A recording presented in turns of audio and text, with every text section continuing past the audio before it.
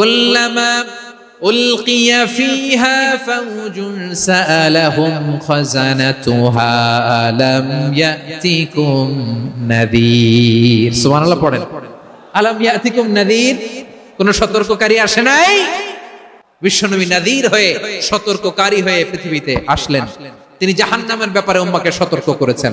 জান্নাতের কথা শুনে যেমনি জান্নাতে যাওয়ার ব্যাপারে আপনারা আগ্রহী হয়েছেন, জান্নাতের নাজ নেয়ামতের কথা শুনে, জান্নাতের ফিচার শুনে যেমনি জান্নাতে যাওয়ার ব্যাপারে আমরা উদ্বেলিত হয়েছি, উচ্ছ্বসিত হয়েছি, জাহান্নামের কথা শুনলে কিন্তু আমাদের কলিজা কেঁপে উঠবে। কিভাবে বিশ্বনবী পোট্রে করলেন? বিশ্বনবী বলেন, নারুকুম হাদিহিল্লাতি ইউকিদু ইবনু আদম জুজউন মিন 70 জুজআন মিন হাররি জাহান্নাম। ও আমার উম্মতেরা, তোমরা যে রান্নাঘরে যে আগুন দিয়ে রান্না করো, তোমরা কি ভেবেছো জাহান্নামের আগুন ওই রান্নাঘরের আগুনের মতো না? আপনারা কিচেনে যে রান্না করেন, এই রান্নাঘরের আগুন আর জাহান্নামের আগুন তো একই না?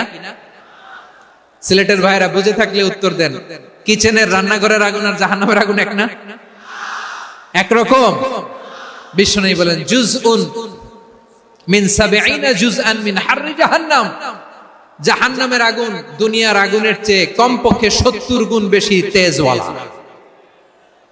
জাহান্নামের আগুনকে আল্লাহ নাম দিয়েছেন নারুল্লাহ। এটা আল্লাহর আগুন, নারুল্লাহিল মুকাদা আল্লাতী তাত্তালিউ আলাল আফইদা, যেটা কলিজার মধ্যে যে ধরে যায়। দুনিয়ার আগুন হাতে লাগলে হাত জ্বলে, পায়ে লাগলে পা জ্বলে। জাহান্নামের আগুন দেহের যেই জায়গায় লাগুক না কেন, সাথে সাথে কলিজাটা জ্বলে ছাই হয়ে যাবে।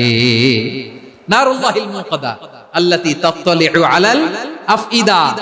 জাহান্নামের আগুন গায়ে লাগলে আপনার কলিজা পুড়ে ছাই হয়ে যাবে। ওই জাহান্নামে আমরা যেতে চাই? আমরা তো সবাই মিলে নাশিদ গাইলাম, জান্নাতে আমরা একা যাব না, সবাই মিলে যাব। ওই জাহান্নাম থেকেও সবাই মিলে বাঁচার দরকার আছে না নাই? কি ভয়ঙ্কর শাস্তির বর্ণনা যে বিশ্বনবী দিয়েছেন, এত বিস্তর আলোচনার সুযোগ আমার নাই। আমি শুধু সবচেয়ে হালকা পাতলা, দ্য লাইট পানিশমেন্ট, সবচেয়ে হালকা শাস্তি কি হবে এটা বলবো। আল্লাহ তাআলা কিয়ামতের কঠিন ময়দানে, যেদিন স্বামী স্ত্রীকে চিনবে না, স্ত্রী স্বামীকে দেখে পালিয়ে যাবে, বন্ধু বন্ধুরে চিনবে না, পীর সাহেব মুরিদরে চিনবে না, মুরিদ পীর সাহেবরে চিনবে না, দলের কর্মী তার নেতারে চিনবে না, নেতা তার কর্মীরে চিনবে না, বন্ধু বন্ধুরে দেখে পালাবে। এই কঠিন মুহূর্তে সূর্যটা মাথার কাছে চলে আসবে, জমিনটা তামার জমিন হবে, আজকের জমিনের মতো নয়। মানুষ ঘর্মাক্ত, ক্লান্ত, শ্রান্ত মাথার মগজগুলো কানের ছিদ্র আর নাকের ছিদ্র দিয়ে বেয়ে বেয়ে পড়বে। বিশ্বনবী ফরমান, ময়দানে 7 শ্রেণীর ব্যক্তিকে রব্বুল আলামিন তার আরশের নিচে ছায়া দিবেন। তার মধ্যে প্রথম শ্রেণীর ব্যক্তি হলো ইমামুন আদিল।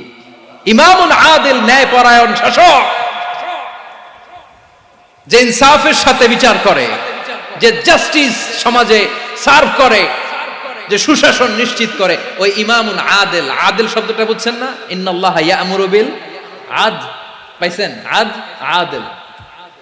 7 শ্রেণীর ব্যক্তিকে আল্লাহ তাআলা সুশীতল আরশের নিচে ছায়া দিবেন, যেদিন তার দেয়া ছায়া ছাড়া কোনো ছায়া থাকবে না। এর প্রথম হচ্ছে ইমামুন আদিল, ন্যায়পরায়ণ শাসক। চিল্লায় বলেন সুবহানাল্লাহ।